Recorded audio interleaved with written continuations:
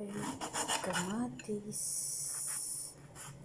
Kasi kailangan talaga siya ng kamatis ang marag.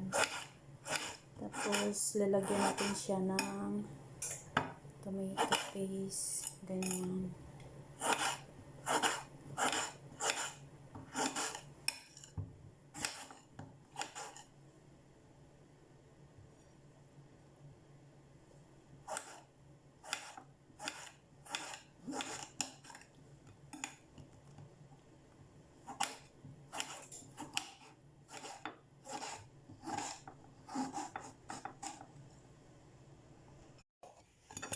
Hi guys, magandang hapon. Kumusta kayo? Nahiwa ako ng onions kasi yan, i-blender ko siya. Tapos luto kasi ako ng marag laham.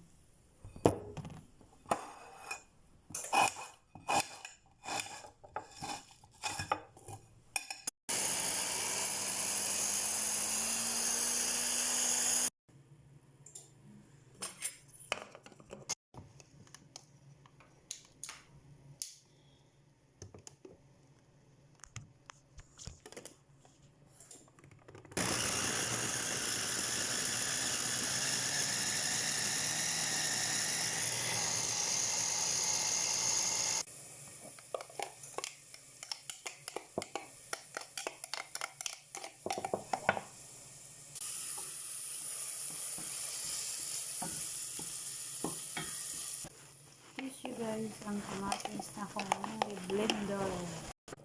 Hi guys, ito na yung karne na para sa marag.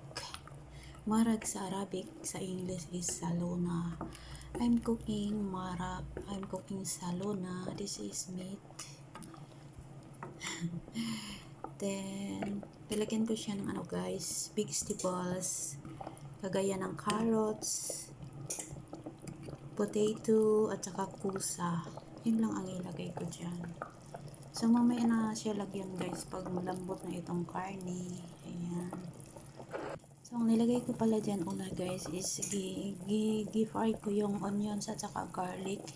Tapos nilagay ko yung karne. Tapos nilagyan ko siya ng turmeric powder.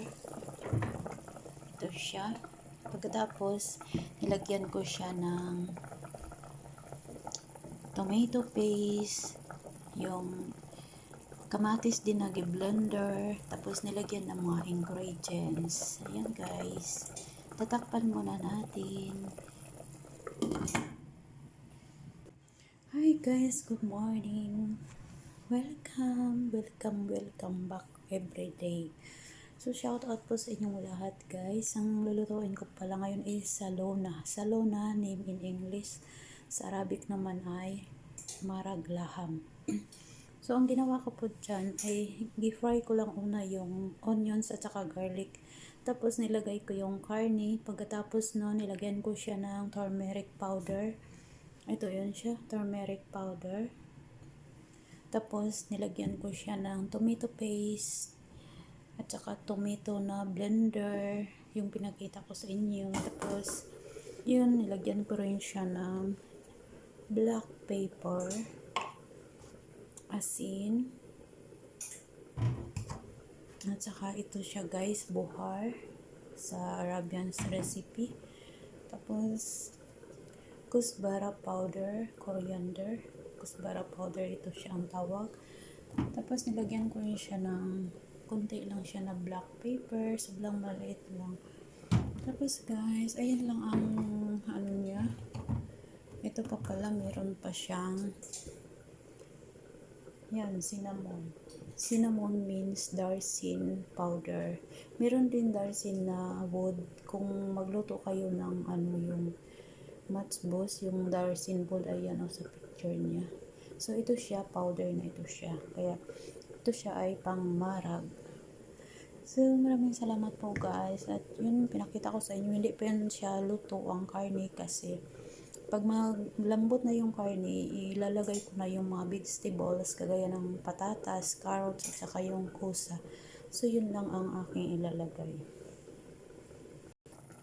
Ayan siya guys. Hindi pa siya Hindi pa siya malambot, matigas pa rin siya.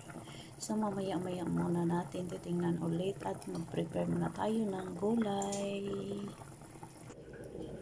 Hi guys, nagawa ako ng kasi gusto ito ng amo ko. Ito yung pipino, yogurt at saka garlic. Nilagyan ko rin siya ng konting black pepper at saka asin. Yan siya guys, masarap ito siya. Try nyo guys. Ano siya, yung pipino, yogurt, tapos lagyan niya ng garlic at saka konting black pepper at saka asin. Sarap talaga siya guys. Lagay sa kanin. Ito siya na yogurt. Wala na kasing iba na yogurt. Mayroon yung isa pero ito ang nandito. Ito naman yung marang. Ito na siya guys. Nilagyan ko na siya ng carrots, kalabasa at saka may broccoli rin. Yan siya. Broccoli. Yan siya guys, broccoli. Yung cauliflower. Tapos carrots. Yan. Pusa yan siya yung green. So, ayan na siya guys. Paluto na siya. Ang aking marag laham.